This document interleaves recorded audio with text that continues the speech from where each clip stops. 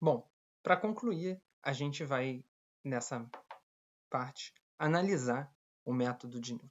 Então, a gente pode ter visto há algum tempo como é que era a análise da abscissão, certo? Que é um algoritmo muito mais simples, porque eles têm um procedimento bastante claro, ele vai dividindo o intervalo por 2, enquanto o método de Newton ele segue a tangente e isso acaba acontecendo, né? Acaba gerando pontos de uma forma um pouquinho mais complexa do que a abscissão. É claro que, com isso, a gente espera que o algoritmo seja melhor e essa parte é justamente para justificar em que sentido, né, esse algoritmo de fato é melhor. Então, vamos recapitular. A gente tem f, f' e um ponto x. E agora, pela primeira vez que a gente vai fazer a análise, eu também vou incluir a raiz de f. Então, eu vou supor que f de z é igual a zero. Tá bom? E, portanto, né, a gente já pode dar o erro, que eu vou chamar de epsilon aqui, para pensar que ele é pequeno, que é x menos z. Certo? Então, se a gente reescrever essa equação, x igual a z mais epsilon, nosso errinho, e justamente a gente vai olhar para essa fórmula porque ela vai dar para a gente, né, uma forma de entender como que o método de Newton funciona. Então, esse é o x, né? A gente pode calcular o próximo ponto, que eu vou chamar de x1, vai ser x menos f de x sobre f' de x. Ora, a gente sabe como é que tudo isso daqui se comporta. O x é z mais epsilon, f de x é f de z mais epsilon, e f' de x é f' de z mais epsilon. Então, a gente pode agora expandir um pouco essa fórmula e ver qual é o erro que a gente vai ter, certo? Então, a gente vai ter z mais epsilon menos f de z mais epsilon, eu posso escrever como f de z mais f' de z vezes epsilon, mais um termo pequenininho, que eu vou botar aqui O de epsilon, é um termo pequenininho que a gente vai ignorar. E a derivada também é mais ou menos a mesma coisa. A gente tem o f' de z, certo? Mais f duas linhas de z vezes epsilon, mais, de novo, um termo pequenininho, que é o erro que a derivada tem. Então, vejam que para fazer a análise, já tem uma coisa importante, que é que eu usei duas derivadas. Isso é bastante típico, certo? Você quer fazer a análise de um método, o método precisa de uma derivada, porque se não tiver uma derivada você não calcula, mas a análise muitas vezes vai pedir um pouquinho mais de informação para poder dar mais resultados para a gente, certo? Bom, agora a gente tem uma outra coisa, né, que eu acho que é bem importante, é ter todas as variáveis. Então, nesse caso, né, quer dizer que eu estou usando não só o x, mas eu também estou usando a raiz. E é muito importante. E vocês vão ver por que isso é importante já agora. Porque quando eu sei que z é a raiz, eu posso pegar z mais epsilon menos, e esse f de z vai dar zero. Então, no numerador fica só f' de z vezes epsilon mais um errinho.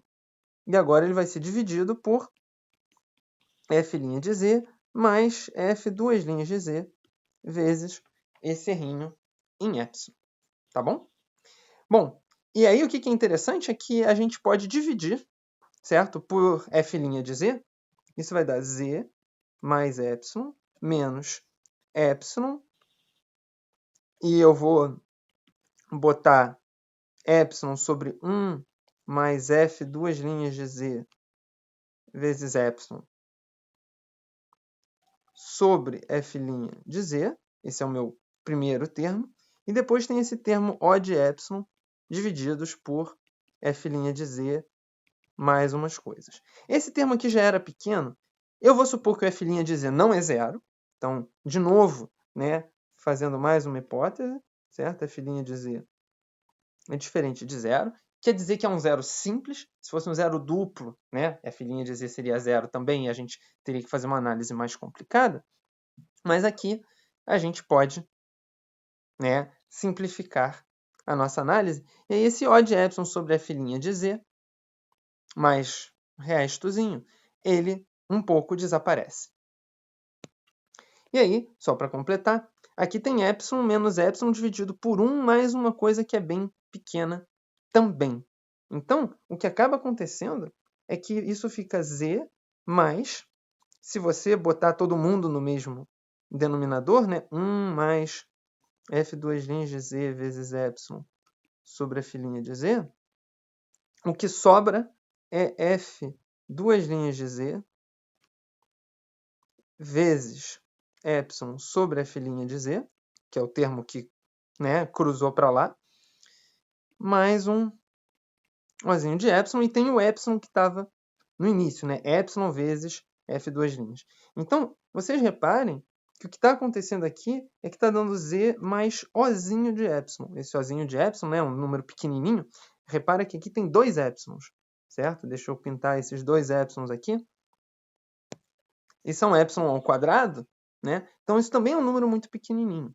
Então, vocês vejam que se o erro antes era de tamanho epsilon, o erro na próxima iteração ele é de tamanho epsilon ao quadrado, certo? Porque todos os outros termos, né, se você quisesse estudar com um pouquinho mais de cuidado, isso daria epsilon ao quadrado. Aqui vai aparecer um f duas linhas de z